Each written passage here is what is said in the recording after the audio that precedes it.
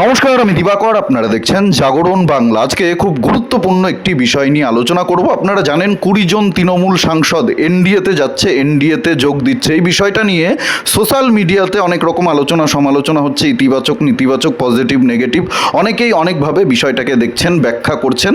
আমি আজকে এই ভিডিওতে আমার দৃষ্টিকোণ থেকে এই বিষয়টাকে কিভাবে দেখছি সেটাই বলবো আপনাদেরকে। আপনারা অনেকেই আমাকে কমেন্টে বলেছিলেন, মেসেজ করে বলেছেন যে এই বিষয়টা নিয়ে কথা বলতে, আলোচনা করতে, যে আগামী দিনে এইটার কি প্রভাব পড়তে পারে পশ্চিমবঙ্গের রাজনীতিতে এবং ভারতবর্ষের রাজনীতিতে, সেই বিষয়টা নিয়েই আমি আজকে আলোচনা করব। আপনাদের নিশ্চয়ই মনে আছে 2024-এর লোকসভা নির্বাচনে বিজেপি একেবারে এই রাজ্যে বড় ধাক্কা খেয়েছিল। শুধু পশ্চিমবঙ্গে নয়, এই রাজ্যে নয়, গোটা ভারতবর্ষ জুড়েই একটা বড় ধাক্কা খেয়েছিল। তার কারণ কি রয়েছে না রয়েছে সেই দিকে আমি যাচ্ছি না, কিন্তু বিজেপি একটা বড় ধাক্কা খেয়েছিল। বিজেপি সংখ্যাগরিষ্ঠতা পায়নি।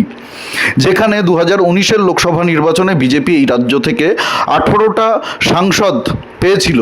বিজেপির 18 জন প্রার্থী জিতে লোকসভায় গেছিল। সেখানে 2024-এর লোকসভা নির্বাচনে বিজেপি খুব খারাপ ফল করে, একেবারে 18 থেকে 12তে নেমে আসে বিজেপি 2024-এর লোকসভা নির্বাচনে। এবং তৃণমূল কংগ্রেস উল্টো দিকে খুব ভালো ফলাফল করেছিল, একেবারে তারা 29টা সাংসদ পেয়েছিল 2024-এর লোকসভা নির্বাচনে। এবং এর প্রভাব কিন্তু লোকসভাতে পড়েছে, এটা আমরা খুব ভালোভাবে দেখেছি। অনেক আইন কিন্তু বিজেপি পাশ করতে পারেনি, অনেক বিল আর কি পাশ করতে পারেনি। বিল পাশ করানোর পরেই তো আইনটা হয়, সেই বিলগুলো কিন্তু বিজেপি লোকসভাতে এনে পাশ করাতে পারেনি। বিজেপি ধাক্কা খেয়েছে, কারণ বিজেপির কাছে পূর্ণ বহুমত ছিল না। 2/3 মেজরিটি, 2/3 যে মেজরিটি, সেই মেজরিটি কিন্তু বিজেপির কাছে ছিল না, এনডিএর কাছে ছিল না। এটা রাষ্ট্রের স্বার্থে বিজেপিকে সিদ্ধান্ত নিতে হয়েছে। এবং বিজেপি কিন্তু এই 20 জন যে সাংসদ যারা এনডিএতে যোগ দিচ্ছে, এদেরকে কিন্তু এনডিএতে অ্যালায়েন্সে যোগ দেওয়া হচ্ছে, বিজেপিতে কিন্তু নিচ্ছে না। বিজেপি কিন্তু এদেরকে দলে নিচ্ছে না। তৃণমূল কংগ্রেস 2026-এ ধাক্কা খাওয়ার পরে দেখেছেন তো কীভাবে তাসের ঘরের মতো হুড়মুড়িয়ে ভেঙে গেছে, দলটার অস্তিত্ব একেবারে ধুলোয় মিশে গেছে। বিজেপি কিন্তু কোনো তৃণমূলের বিধায়ককে, কোনো তৃণমূলের নেতাকে দলে নেয়নি, বিজেপিতে যোগ দেয়নি। তৃণমূল দলটাকে বিজেপি ভেঙে দিয়েছে। তৃণমূলের যারা বিধায়ক ছিলেন, যারা জিতে বিধায়ক হয়েছেন, তারাই তৃণমূলকে ছেড়ে দিয়েছেন। মমতা বন্দ্যোপাধ্যায়, অভিষেক বন্দ্যোপাধ্যায়ের নেতৃত্বকে ছেড়ে দিয়ে আলাদাভাবে বিরোধী দল হিসাবে বিধানসভায় লড়াই করবে। পশ্চিমবঙ্গে মমতা বন্দ্যোপাধ্যায়ের তৃণমূল কংগ্রেস শেষ, অভিষেক বন্দ্যোপাধ্যায়ের তৃণমূল কংগ্রেস শেষ। এইবার যারা সাংসদ রয়েছেন, যারা 2024-এ লোকসভা নির্বাচনে জিতেছেন, এখনও তো অনেক বছর পড়ে রয়েছে। এটা সবে 2026, 27 রয়েছে, 28 রয়েছে, 29-এ গিয়ে ভোট হবে। আপনাদের নিশ্চয়ই মনে আছে ডিলিমিটেশন বিল পাশ করাতে গিয়ে বিজেপির সঙ্গে কি হয়েছিল, কতটা ধাক্কা খেতে হয়েছিল বিজেপিকে লোকসভাতে। বিজেপি পাশ করাতে পারেনি। নারী সংরক্ষণ, মহিলা সংরক্ষণ, মহিলাদের জন্য আসন বৃদ্ধি, সেই আইন পাশ করাতে গিয়ে বিজেপিকে ধাক্কা খেতে হয়েছে। বিজেপি সেই আইন পাশ করাতে পারেনি। এগুলো তো রাষ্ট্রের স্বার্থে। 2/3 মেজরিটি না পেলে, 2/3 ভোট না পেলে one nation one election bill pass করাতে পারবে না। জনসংখ্যা নিয়ন্ত্রণ বিল পাশ করাতে পারবে না বিজেপি, যেগুলো দেশের জন্য খুব গুরুত্বপূর্ণ, রাষ্ট্রের জন্য খুব গুরুত্বপূর্ণ। বড় উদ্দেশ্য পূরণ করার জন্য ছোট ছোট কম্প্রোমাইজ করতে লাগে। বিজেপি যদি আজকে এই তৃণমূলের যে 20 জন সাংসদ যারা এনডিএতে যোগ দিচ্ছে, তাদেরকে বিজেপিতে নিত, তাহলে আজকে আমি সমালোচনা করতাম, কড়া ভাষায় সমালোচনা করতাম। কালকেই তো আমি এই বিজেপির একটা সিদ্ধান্তের সমালোচনা করেছি, সুনীল বানসালজির যে মন্তব্য, সেই মন্তব্য নিয়ে আমি কঠোর সমালোচনা করেছি, আজকেও করতাম। যদি এদেরকে বিজেপি নিত, বিজেপি যদি এদেরকে বিজেপিতে যোগ দেওয়া হতো, আমি সমালোচনা করতাম। কিন্তু বিজেপি এদেরকে দলে নেয়নি। এটা মাথায় রাখবেন যে এনডিএ কিন্তু বিজেপি না।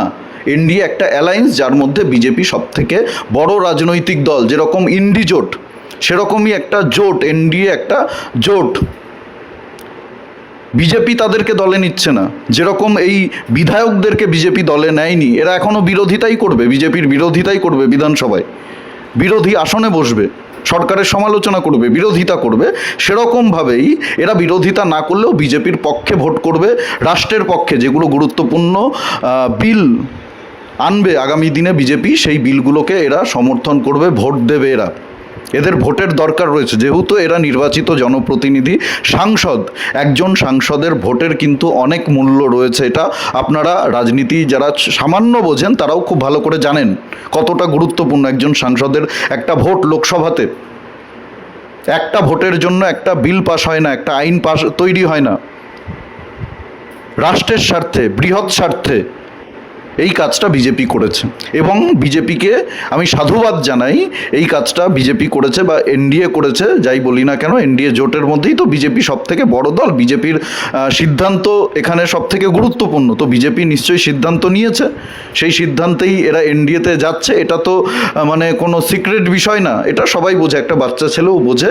তো বিজেপির এই সিদ্ধান্তকে অবশ্যই সাধুবাদ জানাই এবং সাধুবাদ জানানোর মতোই সিদ্ধান্ত। রাষ্ট্রের স্বার্থে, দেশের স্বার্থে, পশ্চিমবঙ্গের জনগণের স্বার্থে এই সিদ্ধান্ত নেওয়া জরুরি। এখন আপনারা অনেকেই বলতে পারেন 20 জন সাংসদ আসলেই কি বিজেপি 2/3 মেজরিটি পেয়ে যাবে?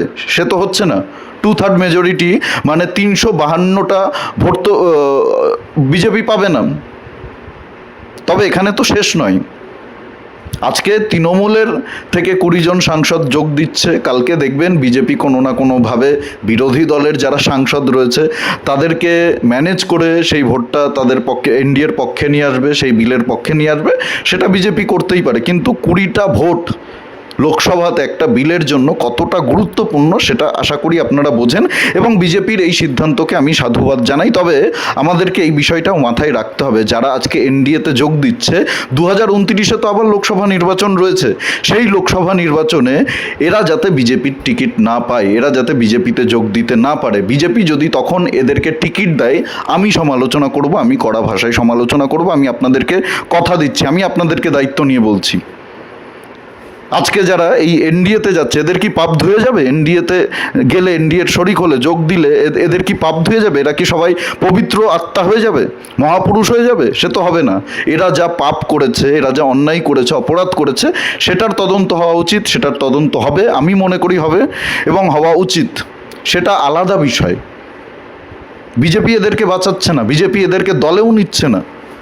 যদি বিজেপি এদেরকে দলে নেয় 2029-এর লোকসভা নির্বাচনের আগে এদেরকে টিকিট দেয়, তাহলে বিজেপিও জানে সেটার প্রভাব খুব একটা ভালো হবে না। এদেরকে মানুষ পছন্দ করে না। বিজেপিকে যারা ভোট দিয়েছেন তারা এদেরকে ভালো চোখে দেখেন না, সাধারণ মানুষ এদেরকে ভালো চোখে দেখেন না।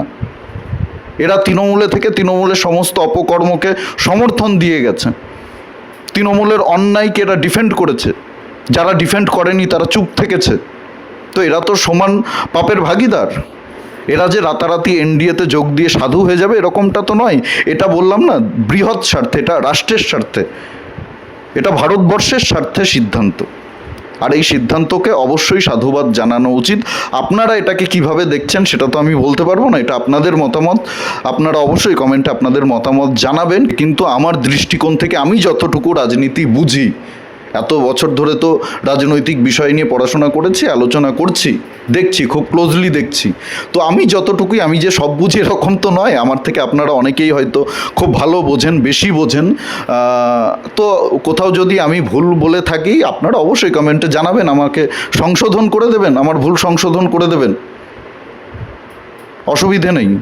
কমেন্ট সেকশন খোলা রয়েছে, আপনারা কমেন্ট করে জানাবেন আপনাদের কি মতামত, আপনারা কিভাবে দেখছেন, অবশ্যই কমেন্টে জানাবেন।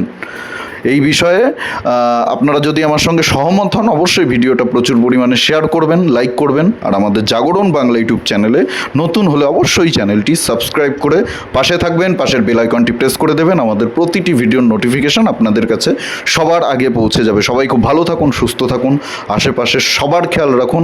জয় হিন্দ, বন্দে মাতরম, ভারত মাতা কি জয়।